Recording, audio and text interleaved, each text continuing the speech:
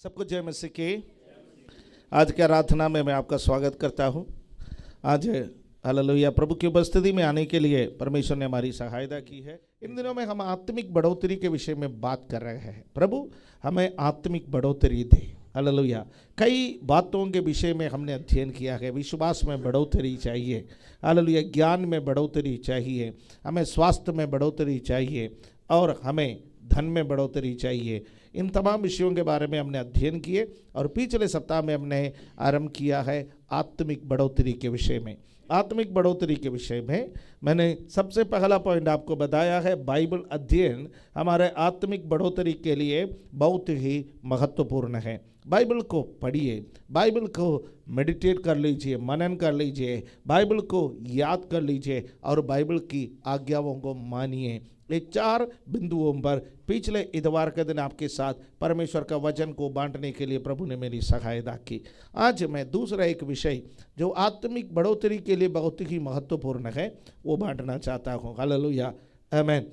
सब कुछ आपको मालूम है, मैं कोई नई बात आपको सिखाने के लिए नहीं आया है, सब आपको मालूम है। बस आपको याद दिलाना है कि यदि आप कहीं ना कहीं राह में ये भूल गया है तो इसको फिर से याद करें। यदि कहीं ना कहीं आप इसको करना छोड़ दिया है दोबारा इसको करना आरंभ करें। कहीं ना कहीं आपके जीवन में इस बात पर कमी आया है तो आप इसको और बढ़ोतरी के साथ और प्रबलता के साथ इसमें आगे बढ़ सके। ये है मेरा आज वचन बताने का उद्देश्य। हालेलुया, आमीन। मैं आपके सामने प्रार्थना के विषय में बात करना चाहता हूँ। दूसरा जो महत्वपूर्ण बात है वो है प्रार्थना, प्रेयर। प्रार्थना हमारे लिए बहुत ही महत्वपूर्ण है। हालेलुया, इस बात को ध्यान रखिएगा, प्रार्थना बहुत ही महत्वपूर्ण है। Prayerless Christian is a powerless Christian. प्रार्थनाहीन मसीही शक्तिहीन है। हालेलुया। प्रार्थना हमें परमेश्वर के सामने खड़ा होने का खियाव देता है। प्रार्थना हमें संसार के सामने खड़ा होने का हियाव देता है। प्रार्थना हमें बातों का सामना करने का हियाव देता है। हालेलुया, आमीन। यदि आप परमेश्वर के सामने घुटना टेकेंगे, परमेश्वर के सामने सिरों को झुकाएंगे तो आपको दुनिया के सामने घुटना टेकने का या सिरों को झुकाने का ज़रूरत नहीं पड़ेंगे। हालेलुया, यही हम भक्तों के जीवन से सीखते हैं। प्रार्थना के हर एक पहलू के बारे में बताने के लिए आज मेरे पास समय नहीं है। प्रार्थना एक बहुत बड़ा विषय है जिसके बारे में हम कई घंटों तक मनन कर सकते हैं, लेकिन आज एक सेशन में, आज इतवार का दिन है, इस इतवार के दिन का एक सेशन में जितना भी मैं आपको बता सकता हूँ उतना कुछ बातें इधर उधर से आपके साथ में बांटना चाहता हूँ। हालेलुया, आमीन। प्रार्थना क्या है? प्रार्थना है कम्युनिकेशन विथ गॉड, परमेश्वर के साथ संवाद करना है। हालेलुया। आप कम्युनियन भी कह सकता है पर कम्युनिकेशन विथ गॉड मैं उस पर जाना चाहूँगा। प्रार्थना एक संवाद है। हालेलुया। मेरा कहने का तात्पर्य ये है कि जब आपका टेलीफोन का घंटी बजेंगे आप उसको फ़ोन को उठाएंगे, फ़ोन को उठाने के बाद आप हेलो कहोगे तो उधर से भी आवाज़ आता है, इधर से भी आवाज़ जाता है। 2 वे कम्युनिकेशन। प्रार्थना एक 2 वे कम्युनिकेशन है। हालेलुया। कई बार प्रार्थना 1 वे कम्युनिकेशन बन करके रह जाता है। हम परमेश्वर को जो बोलना है वो बोल देता है, उसके बाद हम उठ करके चले जाता है। पर प्रार्थना ऐसा नहीं। प्रार्थना का मतलब है हम परमेश्वर से बातें करें और परमेश्वर हमसे बातें करें। हालेलुया। कई बार परमेश्वर हमसे बातें करने के लिए आ जाता है तो हम वहीं पर मिलते नहीं हैं, हम कहीं और मिल जाता है ना। हम जहाँ बैठ करके प्रार्थना करता है वहाँ पर परमेश्वर हमसे बातें करने के लिए इच्छुक होकर के आता है, तब तक हमारा प्रार्थना को हम खत्म करके हम दूसरे कामों में लग जाते हैं। परमेश्वर से सुनना है प्रार्थना, खाली परमेश्वर को बोलना ही नहीं है। बचपन से हमें यह सिखाया गया है कि परमेश्वर को बोलो, ठीक है, अच्छी बात है, परमेश्वर को बोलो, परमेश्वर से बातें करो, पर हमें यह भी ध्यान रखना है जैसा हम आत्मिक मैच्योरिटी में आता है, परिपक्वता की ओर बढ़ता है तो हम परमेश्वर से सुनेंगे, प्रभु से कहेंगे प्रभु आप बोलिए। हालेलुया, आमीन। यीशु मसीह का जीवन प्रार्थना में डूबा हुआ एक जीवन था। प्रेयर लाइफ ऑफ जीसस एक मुख्य विषय है जिसके बारे में आज हम चर्चा नहीं करेंगे, पर मैं ये टिप्पणी करना चाहता हूँ कि प्रभु यीशु मसीह यूहन्ना के सुसमाचार में कहा, पिता को जो करते हुए देखता है मैं करता हूँ, पिता को जो कहते हुए सुनता हूँ मैं भी वही सुनाता हूँ।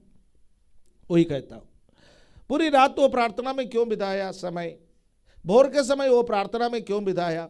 जब तक पिता को कुछ कहते हुए नहीं सुनता, वो उठता नहीं है प्रार्थना से। जब तक पिता को कुछ करते हुए वो नहीं देखता, वो प्रार्थना से उठते नहीं है। हम बहुत कमजोर है प्रार्थना में, हमें एक्सेप्ट करना पड़ेगा। चाहे हम मॉर्निंग प्रेयर करता हो, चाहे हम इवनिंग प्रेयर करता हो, चाहे हम जूम में प्रेयर करता हो, चाहे हम फैमिली में प्रेयर करता हो, चाहे हम एकांत में प्रार्थना करता हो, हमें इस बात को एक्सेप्ट करना पड़ेगा, प्रभु आपके प्रार्थना के स्वभाव के आगे मैं कहीं भी टिक नहीं पाता, मुझे और प्रार्थना करना सीखा। हालेलुया, आमेन। हमें और प्रार्थना करना सीखा। प्रभु यीशु मसीह के चेले यीशु मसीह के पीछे चलते थे और यीशु मसीह का प्रेयर लाइफ को वो लोग देखते थे। यीशु मसीह शाम के वक्त सारे सेवकाई समाप्त होने के बाद चेलों को भेज दिया करते थे और उसके बाद एकांत में जाकर के वो प्रार्थना करते थे, एकांत में जाकर के, और चेलों को लेकर के नहीं जाते थे, क्योंकि यीशु को मालूम था कि ये मेरे साथ बर्दाश्त कर ही नहीं पाएंगे। एक बार लेकर के गया, उसका नतीजा आपको मालूम है ना, चेले प्रार्थना कर पाए, चेलों को जगाने के चक्कर में यीशु भी प्रार्थना नहीं कर पाए, राइट। बीच में बार बार आकर के उनको जगाना पड़ा। फिर उसके बाद यीशु का प्रार्थना तब हुआ कि जब यीशु मसीह ने कहा अब थोड़ी सो जाओ, ठीक है मैं प्रार्थना करने के लिए जा रहा हूँ, तब यीशु प्रार्थना कर पाए ठीक तरह से।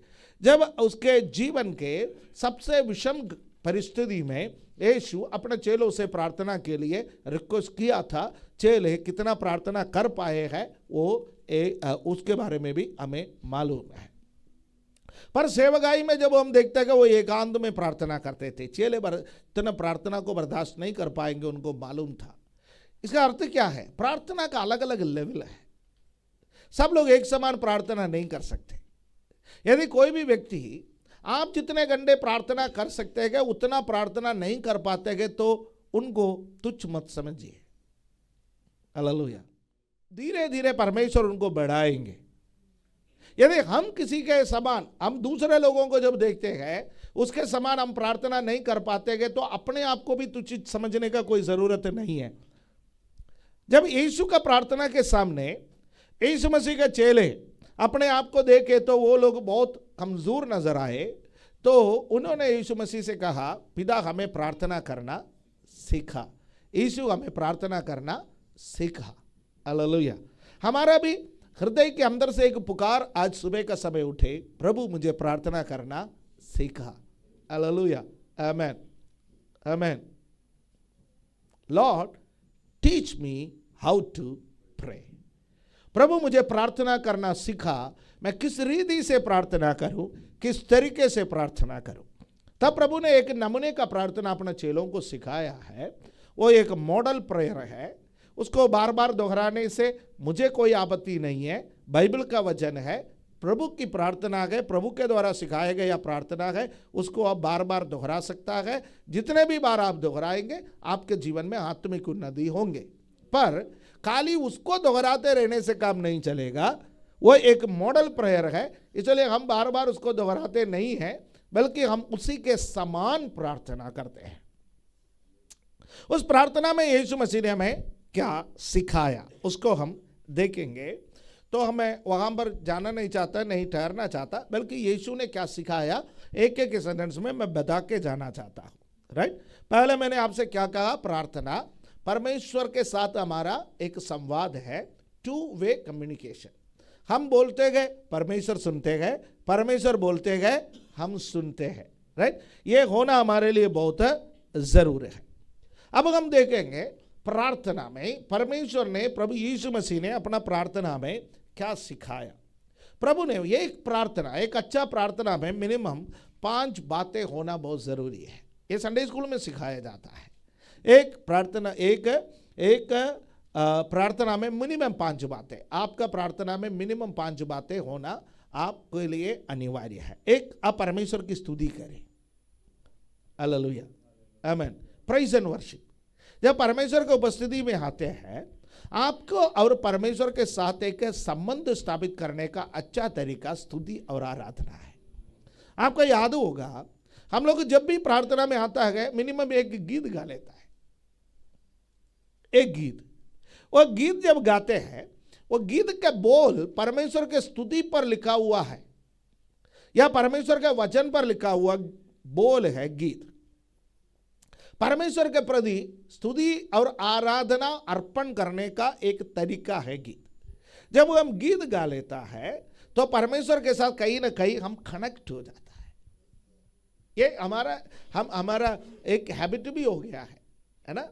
तो जिन्होंने प्रार्थना में सबसे पहले गीत गाने के लिए सिखाया, उन्होंने क्यों सिखाया?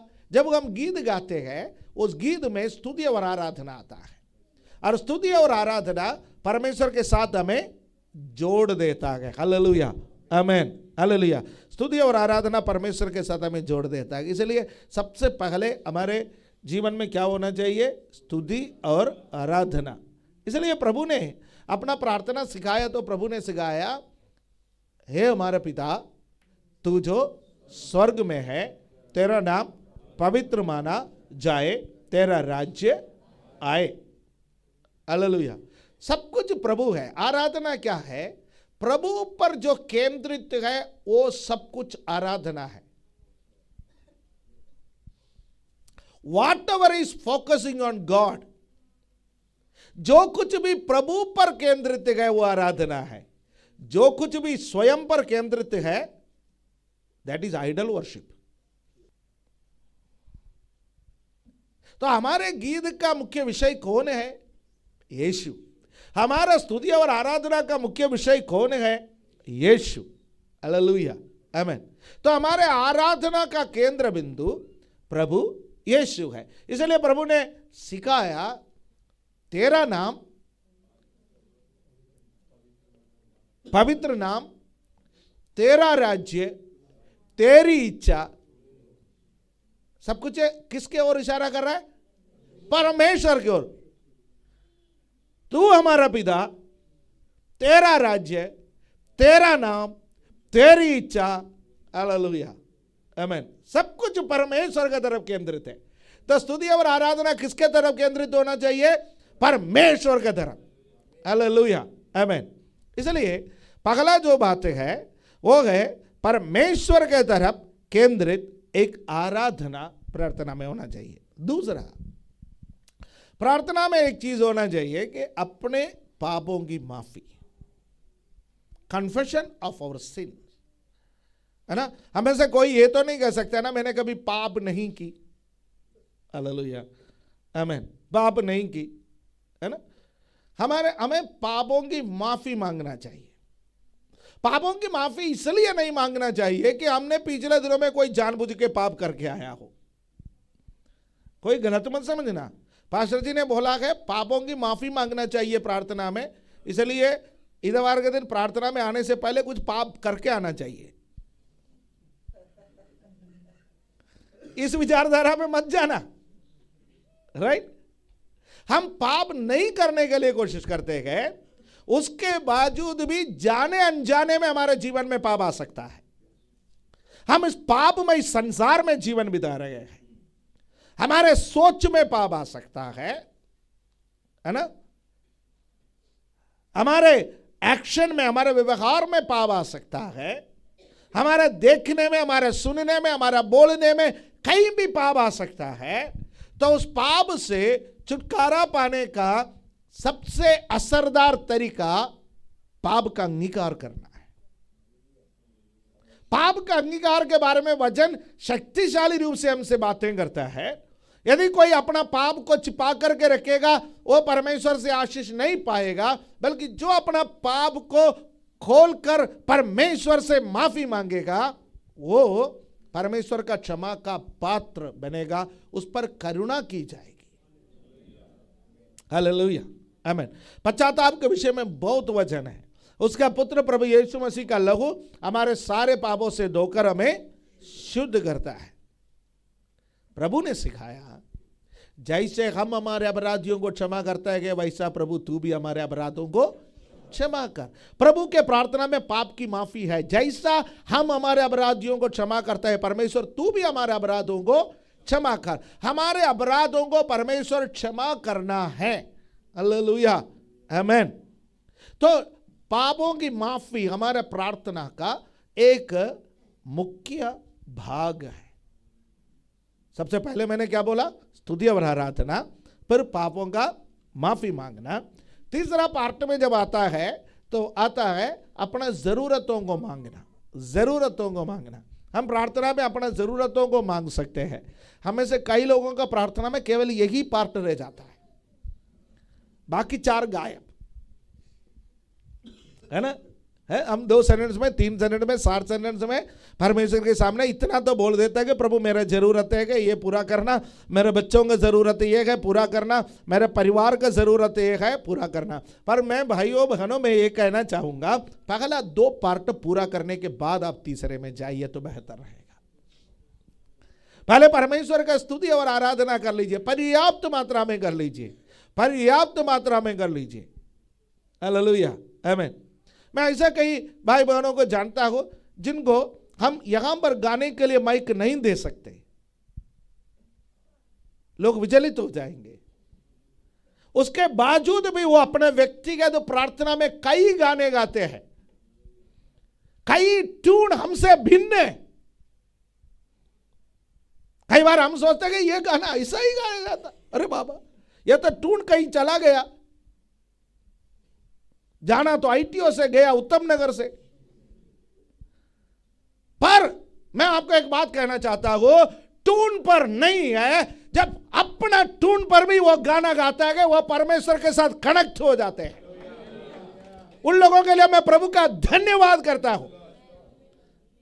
हम धुन जानने के बावजूद भी यदि गाना नहीं गा पाते गए, उसके बावजूद भी हमारे कई भाई बहने किताब खोल करके अपने धुन में परमेश्वर के साथ कनेक्ट हो जाता है, तो उससे बढ़िया गीत परमेश्वर के सामने कुछ भी नहीं है। हालेलुया, आमीन। यदि आपका गला भी अच्छा नहीं, आपका राग भी अच्छा नहीं है, फिर भी आप परमेश्वर के लिए गा सकते हैं आराधना में। हालेलुया, आमीन, आमीन। आप परमेश्वर के सामने अपना हृदय को खोल सकता है, आपका परमेश्वर आपका हृदय के साथ एक कनेक्शन साधेगा। उसके बाद कई पाप नजर आएंगे और उसको जब कन्फेस करेंगे, उसके बाद परमेश्वर के सामने आप जा सकते हैं कि प्रभु मेरा व्यक्तिगत जरूरत ये है, आप मेरे ऊपर कृपा कीजिए। हालेलुया। Number 4, hallelujah. यीशु ने कहा आप दूसरों के लिए प्रार्थना करो, इंटरसेशन, बिचवाई का प्रार्थना। आप दूसरों के लिए प्रार्थना करो, मध्यस्थ प्रार्थना करो। हालेलुया, आमीन। हम एक दूसरे के लिए प्रार्थना करते हैं। हालेलुया। यीशु ने कहा अपना पड़ोसियों के लिए प्रार्थना करो। यीशु ने कहा अपना सताने वालों के लिए प्रार्थना करो। यीशु ने यहां तक कहा अपने दुश्मनों के लिए प्रार्थना करो। मसीहत के अलावा ऐसा कौन सी मार्ग है, बाइबल के अलावा ऐसा कौन सी पुस्तक है जो कहता है कि दुश्मन के लिए प्रार्थना करो? सताने वालों के लिए भी प्रार्थना करने वाला कोई मार्ग है, वो मसीहत है। कालवरी के क्रूज पर यातनाएं सहते हुए उन्होंने प्रार्थना की, हे पिता इन्हें क्षमा कर, क्योंकि यह नहीं जानता है कि यह क्या कर रहा है। हम उस प्रभु के अनुयायी हैं। हालेलुया। कई बार हम उत्तेजना में आ जाता है, कई बार हमारा जो मनुष्य का स्वभाव है बाहर निकल करके आता है। आज मनुष्य का उस स्वभाव को हम फिर से दफनाएं। हम अपने दुश्मनों के लिए भी प्रार्थना करें, सताने वालों के लिए प्रार्थना करें, जो हमें तंग करता है उनके लिए प्रार्थना करें। प्रार्थना बहुत असरदार हथियार है। हालेलुया, आमीन। यीशु ने कहा दूसरों के लिए प्रार्थना करो। प्रार्थना का 4th पार्ट यदि आप उसमें जाना चाहते हैं तो उसका अर्थ है बिचवाई का प्रार्थना। और 5वां पार्ट में आप प्रार्थना कर सकते हैं कि थैंक्स गिविंग, प्रभु आपने मेरी प्रार्थनाओं को सुना, मैं तेरा धन्यवाद करता हूं। प्रभु का धन्यवाद करें। पिछले दिनों में प्रभु ने आपके जीवन में किए हुए उपकारों को ध्यान करते हुए उसका धन्यवाद करें। पिछले दिनों में सुने हुए प्रार्थनाओं का धन्यवाद करें उनके लिए। हालेलुया, आमीन। मैंने 5 बातें आपसे कहा, मुझे मालूम है मैं संक्षिप्त में कहा है, वचन नहीं दिया, वचन देने जा रहा हूं। इसके लिए नहीं, ये इंट्रोडक्शन है। हालेलुया। आगे 2-3 बातें मुझे कहना है, राइट। मैंने 5 बातें आपसे कहा है। प्रार्थना परमेश्वर के साथ संवाद है। मैं आपको कहानियां सुनाना बहुत पसंद करता हूं, ये भी कहानी समझ करके एक्सेप्ट कर लीजिएगा, राइट। आमीन, हालेलुया। एक क्लास टीचर के समान मैं आपको रटवाना चाहता हूं कि आप रट लीजिए सारे बातों को। हालेलुया। आंख बंद करके आपको याद रहे सारे बीते। प्रार्थना क्या है? परमेश्वर के साथ communication with God, 2 way communication. 2 प्रकार का एक संवाद है परमेश्वर के साथ बातचीत करने का एक तरीका है प्रार्थना। प्रार्थना में मिनिमम 5 बातें होना चाहिए। क्या क्या होना चाहिए? प्राइज एंड वर्शिप, स्तुति और आराधना होना चाहिए। प्रार्थना में कन्फेशन होना चाहिए, पापों का अंगीकार होना चाहिए। प्रार्थना में सप्लिकेशन होना चाहिए, अपने ज़रूरतों को या अपने ज़रूरतों को मांगने के लिए होना चाहिए। प्रार्थना में इंटरसेशन होना चाहिए, दूसरों के लिए मध्यस्थ प्रार्थना। 5वां, प्रार्थना में धन्यवाद, परमेश्वर को धन्यवाद अर्पण करने का एक अच्छा जगह है प्रार्थना करने का स्थान। हालेलुया, आमीन। प्रार्थना का बाकी सारे पहलुओं को छोड़ करके आत्मा में प्रार्थना के बारे में 2 मिनट सोचें। एफेसियों का पत्री 6 अध्याय इसका 18वां पद में पौलुस कहता है, एफेसियों का पत्री 6 अध्याय उसका 18वां पद में, और हर समय और हर प्रकार से आत्मा में प्रार्थना और विनती करते रहो और जागते रहो कि सब पवित्र लोगों के लिए लगातार विनती किया करो। आत्मा में प्रार्थना, प्रे इन द स्पिरिट, आत्मा में करने वाला प्रार्थना। हालेलुया, यह बहुत महत्वपूर्ण है। पहला कुरिन्थी 14वां अध्याय उसका 15वां पद में पौलुस 2 प्रकार के प्रार्थनाओं के विषय में बात कर रखा है। पहला कुरिन्थी 1 Corinthians 14:15। तो क्या करना चाहिए? मैं आत्मा से भी प्रार्थना करूंगा और बुद्धि से भी प्रार्थना करूंगा। मैं आत्मा से भी गाऊंगा और बुद्धि से भी गाऊंगा। कल सुबह मुझे किसी से आत्मा का प्रार्थना के बारे में काफी चर्चा हुई। आत्मा से भी प्रार्थना करना, बुद्धि से भी करने वाला प्रार्थना।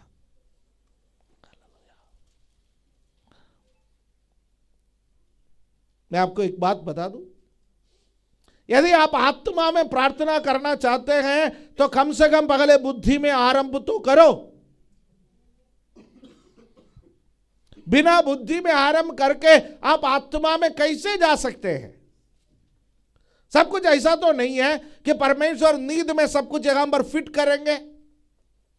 आपका दिमाग का चिप निकाल करके नया एक चिप डालोगे आपके अंदर, ऐसा तो नहीं है। हमारा मोबाइल फोन में हम यदि एक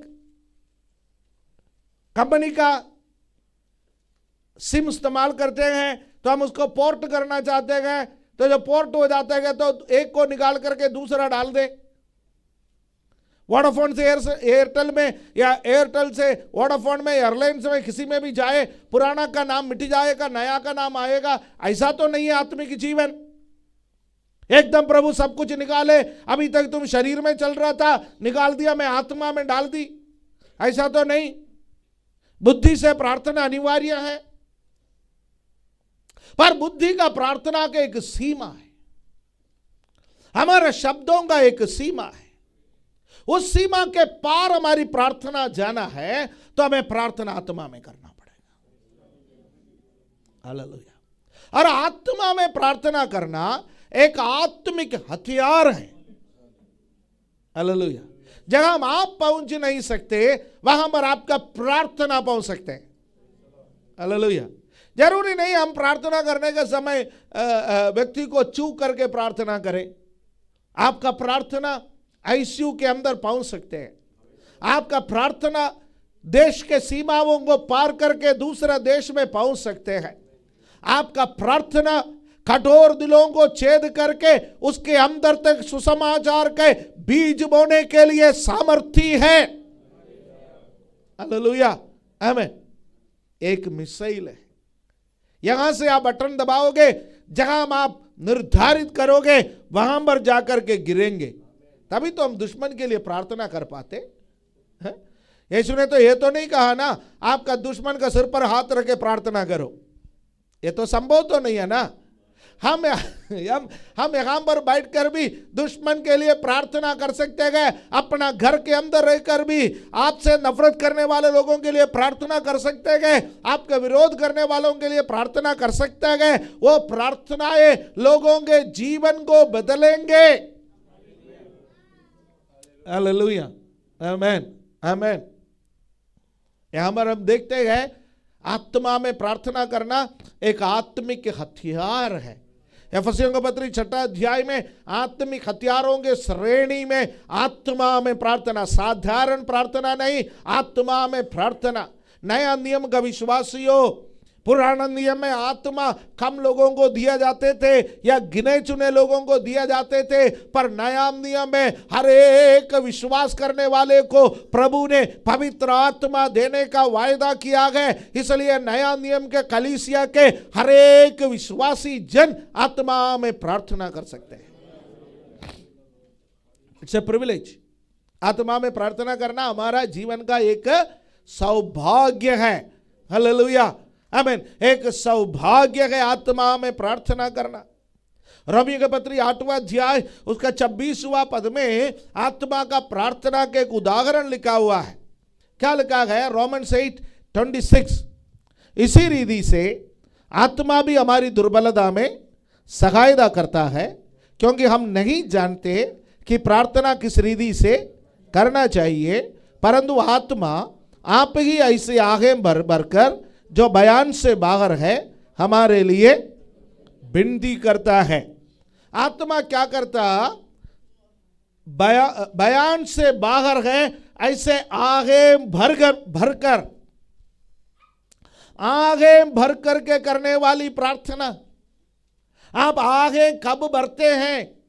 जब बातें आपके कंट्रोल से बाहर चले जाते हैं, कुछ भी आपके नियंत्रण में नहीं है, तब आप आगे बढ़ते हैं। जब आप आगे बढ़ते हैं, आत्मा आपके लिए प्रार्थना करते हैं, यदि आप पवित्र आत्मा पाया हुआ व्यक्ति है तो। हालेलुया। जीवन में कई बार ऐसा कठिनाई आता है, मुंह खोल करके प्रार्थना कर ही नहीं सकते। क्या करें प्रार्थना, कैसा करें प्रार्थना? कई बार प्रार्थना करने का मन नहीं है। राजा दाऊद ने कहा, मैं चुपचाप रहा, पर मेरे अंदर एक आग जल रही थी। हालेलुया। मुंह नहीं खोल रहा है, कुछ प्रार्थना नहीं आ रहा है। आत्मा पाए हुए लोगों के अंदर एक आग जलेंगे, वो आग आगे भर करके उनके लिए प्रार्थना करेंगे जो बयान से बाहर है। हालेलुया।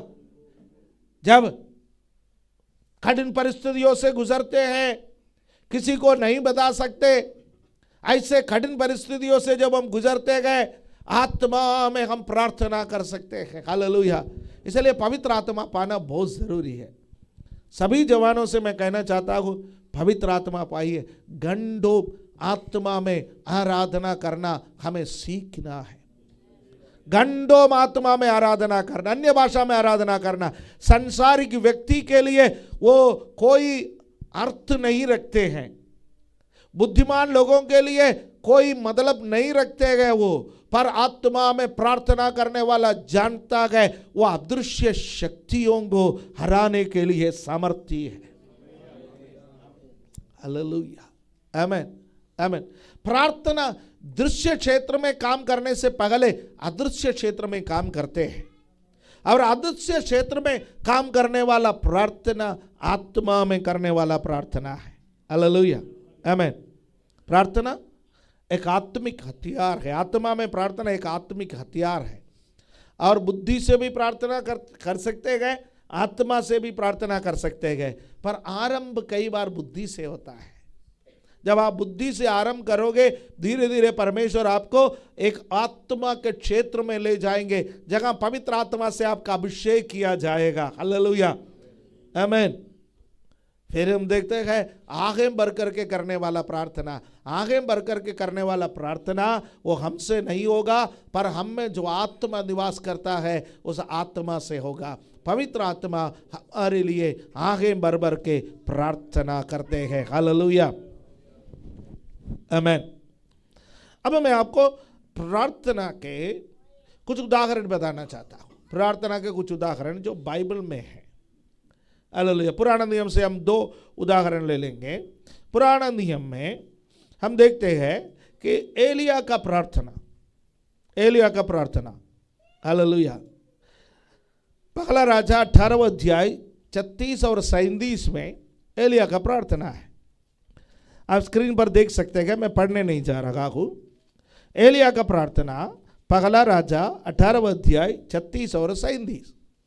लोग कहते हैं एलिया ने यह प्रार्थना करने में 1 मिनट का, ज़्यादा से ज़्यादा 2 मिनट का वक्त लिया होगा। ये 2 वचन पढ़ने के लिए 1 मिनट या 2 मिनट काफ़ी है, वो भी आराम से प्रार्थना करने के लिए। ये 2 मिनट का प्रार्थना स्वर्ग से आग को उतारा है। मैं ऐसा कहने वाले लोगों को, मैंने ऐसा लोगों को कहते हुए सुना है, लंबे लंबी प्रार्थना की जरूरत क्या है, घंटों प्रार्थना करने की जरूरत क्या है। यदि आप आत्मिक है, यदि आप परमेश्वर में है, तो 2 मिनट का प्रार्थना काफी है, आग उतर आएंगे। मैं आपसे कहना चाहता हूं, एलिया का उस अध्याय को, 18वां अध्याय को पढ़ोगे, आप मेरे साथ सहमत हो जाएंगे। Big preparation before A small prayer. Hallelujah. एक छोटी सी प्रार्थना से पहले एक बहुत बड़ी तैयारी। हालेलुया, आमीन। कई बार लोग कहते हैं कि छोटी प्रार्थना करो, छोटी प्रार्थना करो। भाइयों बहनों, एक असरदार छोटी प्रार्थना करने से पहले घंटों की तैयारी कई बार आपको करना पड़ता है, घंटों घुटना टेकना पड़ता है। हालेलुया, आमीन, आमीन।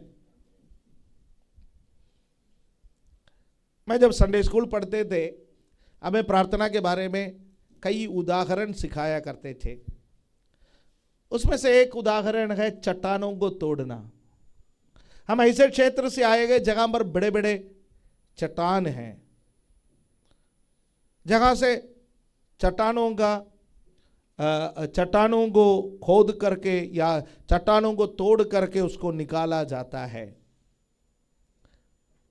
और बड़े बड़े जब डायनामाइट्स लगाते हैं, डायनामाइट्स लगा करके वो बड़े बड़े पत्थरों का टुकड़े छोटे टुकड़ों में आ जाता है, फिर भी उसमें बड़े टुकड़े रह जाते हैं।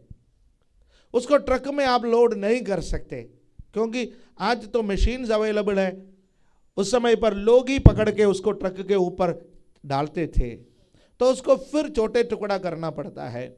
वो छोटे टुकड़े करने के लिए डायनामाइट्स नहीं लगा सकते हैं, बहुत खतरा है। तब लोग उस पर गन बजाते हैं, बड़े से हथौड़ा जिसको गन कहते हैं वो बजाते हैं। पहला बजाते हैं, कुछ फर्क नहीं पड़ता, दूसरा कोई फर्क नहीं पड़ता, तीसरा कोई फर्क नहीं पड़ता। कई बार 2 गन लेते गए, एक व्यक्ति उधर खड़े हो जाता है, एक इधर खड़े हो जाता है, बारी बारी से बजाते जाता है। बाहर कुछ भी दिखाई नहीं देता है, पर आखिर बार किसी ने एक गन बजाया, ठक, चट्टान टूट गए। अरे इतने देर तक बजाने की जरूरत ही क्या था, वो आखिरी बजाना वही काफी था। ऐसा कहने वाले को आप कहोगे वो मूर्ख है, क्योंकि आपको इतना तो पता है, पहला गन बजाने का शुरू करने का समय से उस चट्टान के अंदर छोटा सा एक दरार, एक क्रैक पड़ने लगे थे कहीं ना कहीं। एक एक बार हथौड़ा या गन उस पर पड़ते गया, वो क्रैक बढ़ते गया, पर वो अंदर था, आंखों से दिखाई नहीं दे रहे थे। पर धीरे धीरे वो हथौड़ा बजाने वाले, गन बजाने वाले, वो कभी हिम्मत नहीं हारे, क्योंकि उसको मालूम था।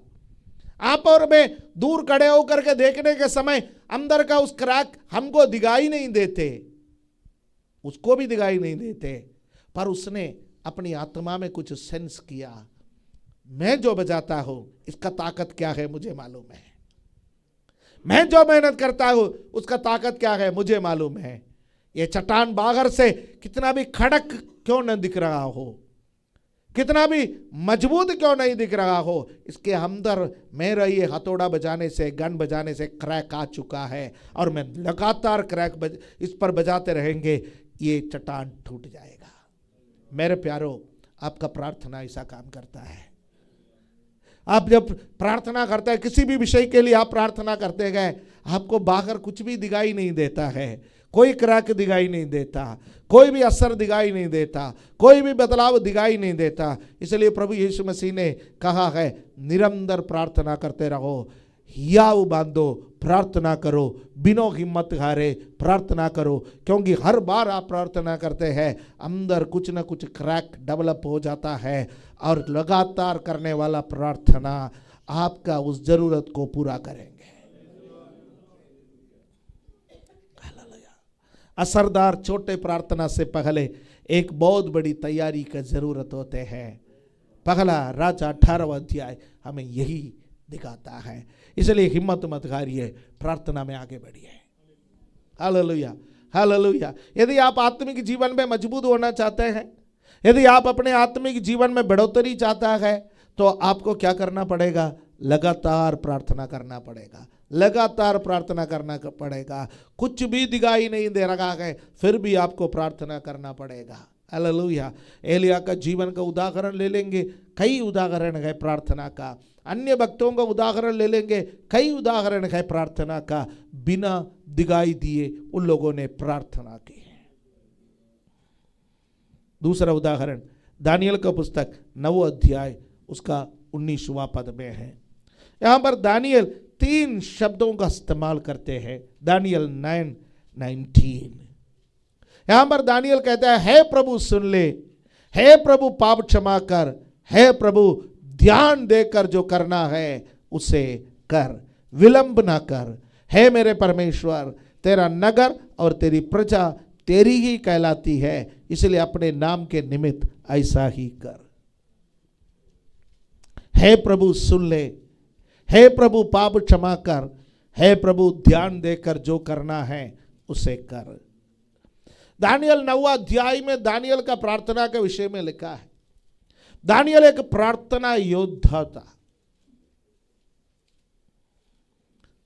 21 दिन उपवास में बैठकर के प्रार्थना करने वाला बंदा।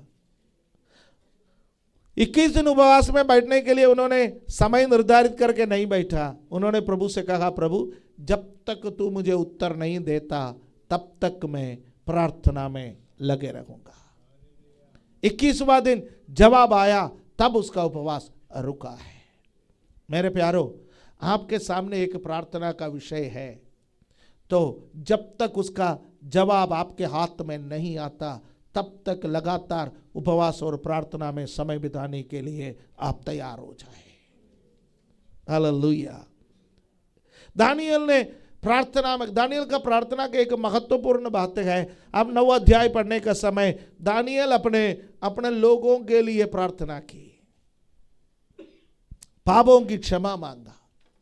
दानियल ने क्या किया? पापों की क्षमा मांगा। प्रभु मेरे और मेरे लोगों के पापों को क्षमा कर। पर आप और मैं जानते हैं कि दानियल ने कोई पाप नहीं की। देश के साथ अपने आप को पहचान बनाइए, परिवार के साथ अपने आप का पहचान बनाइए। कई बार हम आत्मिक घमंड में इस कदर लिप्त है, हमको प्रार्थना करने के समय हमारे परिवार के लोगों के गलती बहुत नजर आते हैं, और हम परमेश्वर से कहते हैं कि प्रभु इनको क्षमा कर, उनको क्षमा कर। पर दानियल ऐसा प्रार्थना नहीं की। दानियल ने प्रार्थना की, परमेश्वर हमें क्षमा कर। जब इस देश के लिए प्रार्थना करने का समय, मैं आपसे कहता हूँ, इस देश के साथ अपना पहचान बना करके प्रार्थना कर लीजिए। प्रभु मेरे देश को क्षमा कर, मुझे क्षमा कर, मेरे लोगों को क्षमा कर। हालेलुया। बजाय ये कहना प्रभु उनको क्षमा कर, इनको क्षमा कर। प्रभु हम यदि हमारे लोगों के साथ आइडेंटिफाई करके प्रार्थना करता है, प्रभु उस प्रार्थना से अति प्रसन्न हो जाता है। हालेलुया। आमीन। आज आपको कुछ ज्यादा हार्ड तो नहीं लग रहा है ना? ज्यादा हार्ड तो नहीं लग रहा है, ठीक है। कभी कभी आप कहते हैं पादरी साहब आज कुछ हंसने वाली बातें तो कहा ही नहीं, इसमें सब हंसने वाली ही बात है, आत्मिक हंसी है। हालेलुया, आमीन। पहला एलिया का प्रार्थना, दूसरा दानियल का प्रार्थना, तीसरा यीशु मसीह की प्रार्थना। यूहन्ना 17 अध्याय उसका 9वां पद पढ़ने का समय इस प्रकार लिखा हुआ है, जॉन 17:9, मैं उनके लिए विनती करता हूँ, संसार के लिए विनती नहीं करता हूँ, परंतु उन्हीं के लिए जिन्हें तूने मुझे दिया है, क्योंकि वे तेरे हैं। हालेलुया, आमीन। परमेश्वर के लोगों के लिए, चेलों के लिए यीशु का प्रार्थना। यूहन्ना के सुसमाचार 17वां अध्याय यीशु मसीह का मध्यस्थ प्रार्थना है। नीचे उतर के आने के समय हम पढ़ते गए, यीशु हमारे लिए भी प्रार्थना की। यीशु ने कहा, प्रभु केवल इनके लिए नहीं, ये 12 लोगों के लिए नहीं, बल्कि इनके द्वारा जितने भी लोग विश्वास में आएंगे मैं उनके लिए भी प्रार्थना करता हूं। यानी यीशु ने आपको और मुझे दे करके प्रार्थना की वो। हालेलुया, आमीन, आमीन। आज से 2000 वर्ष पहले उन्होंने इस अनारकली की इस छोटी सी कलीसिया को दे करके प्रार्थना की। इस छोटी सी कलीसिया में ये सुबह का वक्त आराधना करने वाले आपको और मुझे दे करके उन्होंने प्रार्थना की, प्रभु मैं इनके लिए प्रार्थना करता हूं। हालेलुया। वो प्रार्थना आज हमारे लिए एक असरदार प्रार्थना है, इंटरसीडिंग फॉर हिज डिसाइपल्स। यीशु अपने चेलों के लिए प्रार्थना करता है। हालेलुया, आमीन। एलिया का प्रार्थना, एलिया प्रार्थना कर रहा हूं, प्रभु मैं तेरे दास है और जो कुछ भी मैं कर रहा हूं तेरे वचन के अनुसार कर रहा हूं, ये लोग समझे, इसलिए स्वर्ग से आग को उतार दे। दानियल ने प्रार्थना की, प्रभु मेरे लोगों के लिए, हालेलुया, प्रभु जी आप इस बारी को कर। जब यीशु भाई वो गाना शुरू किया लास्ट वाला, हाँ, एलिया की प्रार्थना, दानियल की प्रार्थना, मैंने कहा इन्होंने मेरे प्रचार को पहले से देखा तो नहीं है। आज वही गाना लेकर के, अक्सर प्रचार करने के बाद गाना आ जाता है, आज गाना पहले आ गया।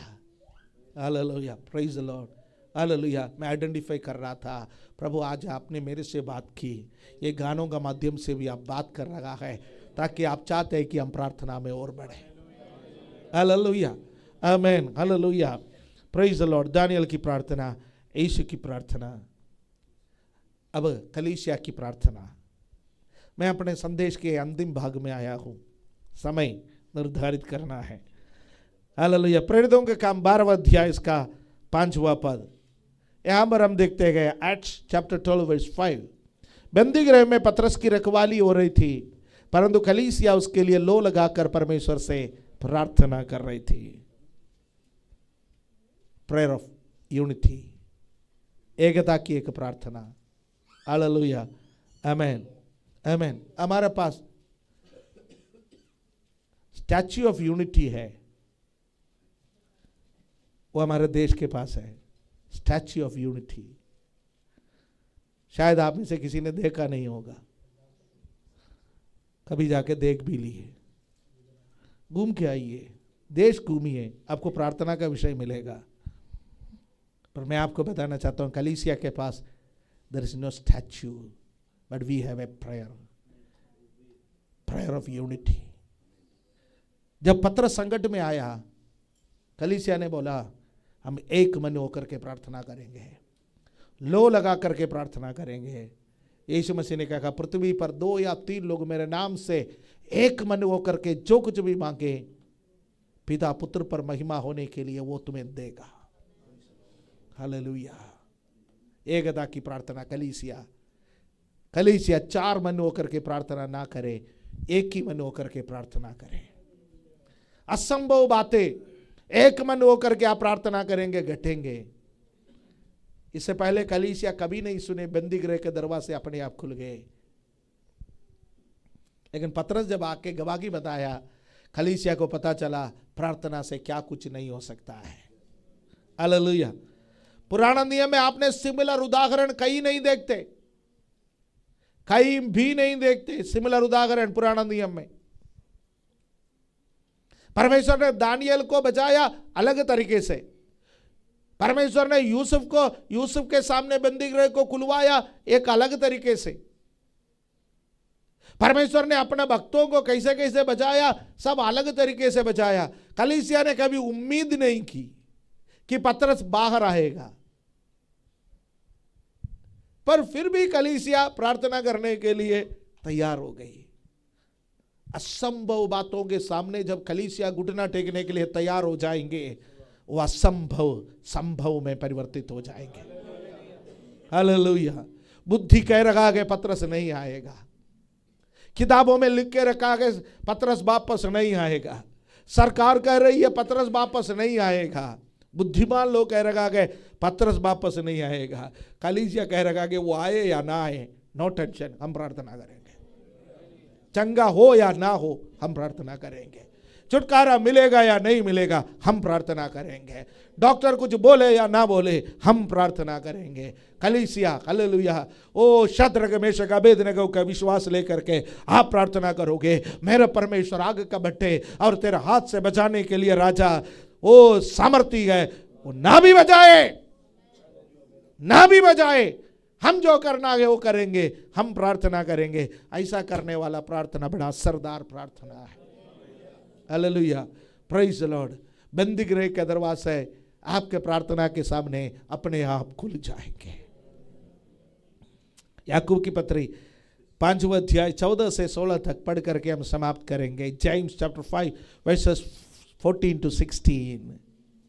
यदि तुम में कोई रोगी हो तो कलीसिया के प्राचीनों को बुलाएं और वे प्रभु के नाम से उस पर तेल मलकर उसके लिए प्रार्थना करें, और विश्वास की प्रार्थना के द्वारा रोगी बच जाएगा और प्रभु उसको उठाकर खड़ा करेगा। यदि उसने पाप भी किए हैं तो परमेश्वर उसको क्षमा करेगा।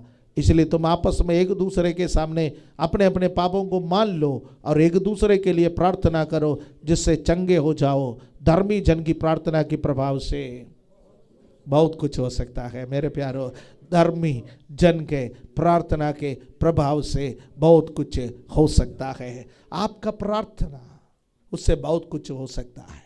हालेलुया। मेरे प्रार्थना से बहुत कुछ हो सकता है, क्योंकि मैं एक धर्मी जन हूँ। यीशु मसीह का लहू से मैं खरीदा गया हूँ। मैंने कोई धार्मिकता का काम नहीं किया मैं धर्मी बनने के लिए। मैं धर्मी बनने के लिए मैं यीशु मसीह का लहू पर विश्वास किया।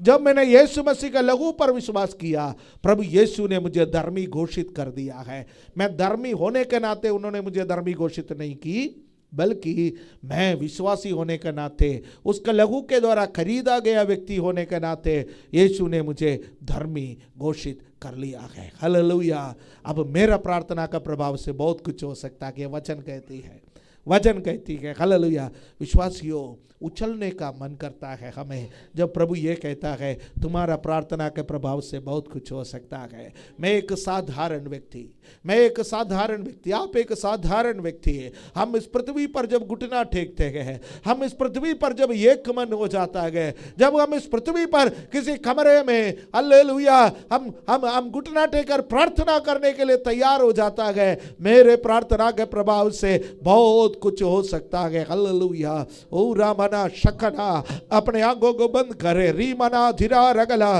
रीमा बाबा हालेलुया। अन्य भाषा में भर करके परमेश्वर की आराधना करे। हमारा मुंह को खोल करके आवाज उठा करके रीमाना धीरा बाबा अन्य भाषा में उसकी आराधना करे। उससे कहे ओ धर्मी जन का प्रार्थना के प्रभाव से बहुत कुछ हो सकता है। ओ राबा राबा शकना धीरा रबा, मैं आत्मा में प्रार्थना करूंगा, मैं बुद्धि से भी प्रार्थना करूंगा, मैं घंटों आत्मा में प्रार्थना करूंगा। मैं आत्मा में प्रार्थना करने को एक आत्मिक हथियार के रूप में मेरे जीवन में मैं इस्तेमाल करूंगा। री मामा मामा मामा मा शगरा बाला बारा बाला बारा बा, हरी गला बारा बाला बारा बाला बारा बारा, शमदरा धीरा रबा। हालेलुया। प्रभु भोज में जाने से पहले या तो हम घुटने के बल आ जाए या हम खड़े होकर के प्रार्थना करें। हालेलुया। जो कोई घुटने के बल नहीं आ सकता है, खड़े होकर के प्रार्थना करें। हालेलुया। रमना मना मना शगर गला गरा, रिमना धीरा रगला। प्रेमी पिता, हम धन्यवाद करते हैं आज प्रार्थना करने के लिए एक उत्साह का वचन आपने हमें दिया है। हमारा जीवन प्रार्थना में डूबा हुआ एक जीवन होने के लिए हम आपसे विनती करते हैं। धन्यवाद देता है, धन्यवाद देता है। ओ रामा मामा बाबा, प्रत्येक भाई बहन को आशीष दे, यीशु मसीह के पवित्र नाम से हम मांगते हैं, आमीन। हालेलुया।